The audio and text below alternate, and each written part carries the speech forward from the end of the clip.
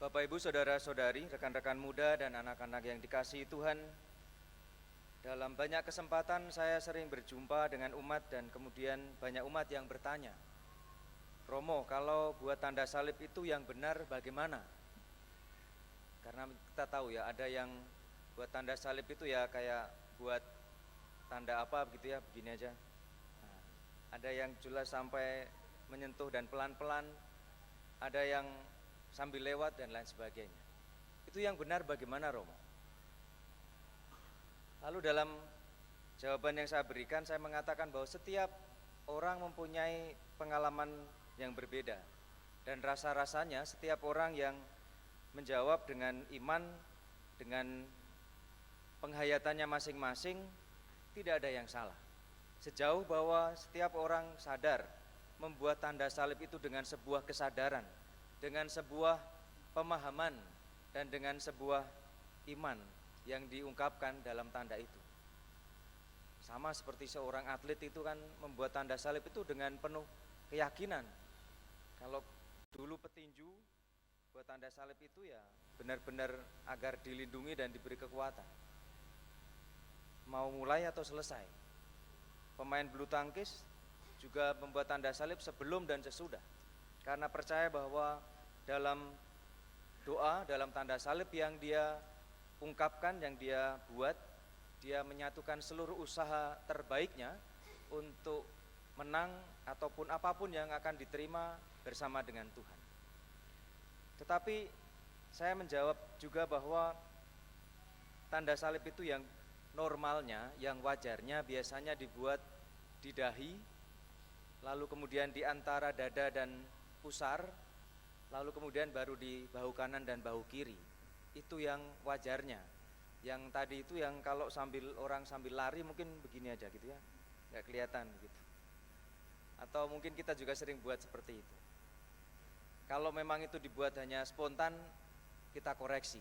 Kita buat tanda salib itu dengan kesadaran, dengan sebuah pemahaman bahwa saya membuat tanda kemenangan, tanda salib, tanda keselamatan. Maka kemudian kalau kita memahami itu sebagai tanda keselamatan, kita membuatnya dengan pelan-pelan, bukan asal-asalan.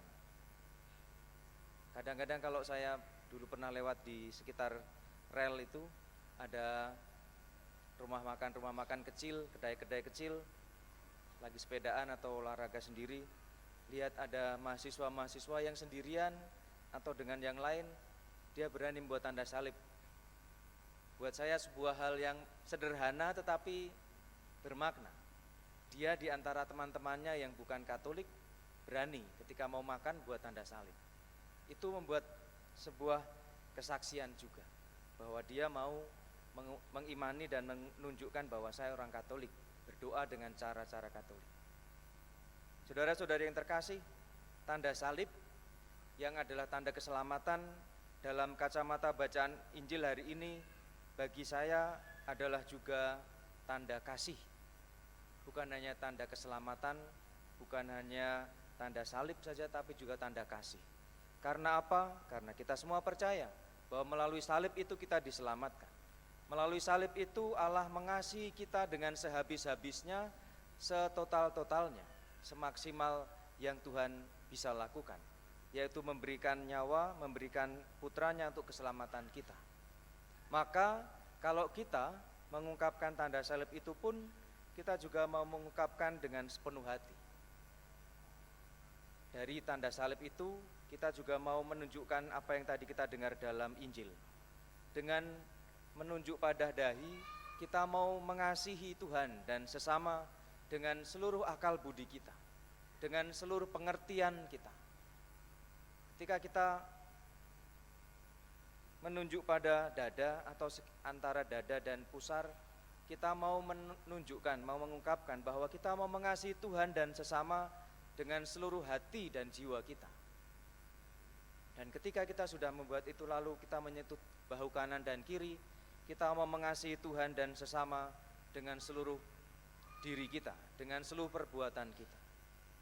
Jadi tanda salib itu adalah tanda kasih, di mana kita mau dengan seluruh pengertian kita, dengan seluruh hati dan jiwa kita, kita mau mengungkapkan iman kita. Saudara-saudara yang terkasih, praktisnya bagaimana? Dalam beberapa waktu terakhir di Kota Depok ini salah satu hal atau wacana besar yang menjadi permasalahan adalah soal sampah. Sejak saya datang ke sini 5 tahun yang lalu, saya sudah mencium bau sampah yang ada di pembuangan sampah itu sampai di sini. Mungkin karena hidung saya terlalu peka atau memang karena terlalu pekat baunya itu sampai di sini. Semakin ke sini 5 tahun saya di sini, semakin kencang baunya itu. Lalu kemudian saya berpikir, hanya kadang-kadang berpikir bahwa ya bagaimana pemerintah kota dan lain sebagainya. Dalam permenungan saya menemukan bahwa sebenarnya tidak hanya soal pemerintah kota, tapi bagaimana kita sebagai orang beriman juga ikut ambil bagian untuk menyumbangkan sampah itu.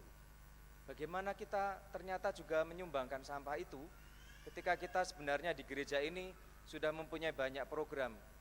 Banyak tahun yang lalu ada Gerah Hijau, ada pemilahan sampah, dan lain sebagainya. Pertanyaannya adalah apakah kita setia berkomitmen menjalankan itu? Ternyata tidak mudah. Maka saudara-saudari yang terkasih, kita diajak, selain kita protes mungkin kepada pemerintah, tapi kita juga protes pada diri sendiri. Mari kita juga mengungkapkan iman kita dengan mulai dari diri kita sendiri. Memilah sampah, tidak membuang sampah sembarangan, dan akhirnya tidak perlu berpikir, nanti di sana kan dicampur lagi Romo. Terlalu jauh kita memikirnya. Berpikirlah bahwa kita sebagai orang beriman mengungkapkan iman kita dengan mulai dari hal kecil, memilah sampah, membuang sampah pada tempatnya, dan bahwa nantinya selanjutnya orang mencampur dan lain sebagainya, mungkin hal yang lain. Tapi mulai dari kita sendiri, membuang sampah pada tempatnya, memilah sampah, meminimalisir penggunaan plastik, itu ungkapan iman kita. Cara sederhana mulai dari diri kita. Kiranya 6.557 tercatat jiwa yang ada di paroki ini bisa menjadi salah satu pengurang sampah yang ada di Kota Depok ini. Meskipun kecil, tapi kita adalah kawanan kecil yang bisa memberi terang, menjadi lilin, menjadi cahaya untuk sesuatu yang lebih baik. Semoga saudara-saudara yang terkasih, kita diberi rahmat yang cukup untuk setia pada hal-hal yang sederhana, tetapi mempunyai dampak yang besar untuk kebaikan bersama. Kemuliaan kepada Bapa dan Putra dan Roh Kudus.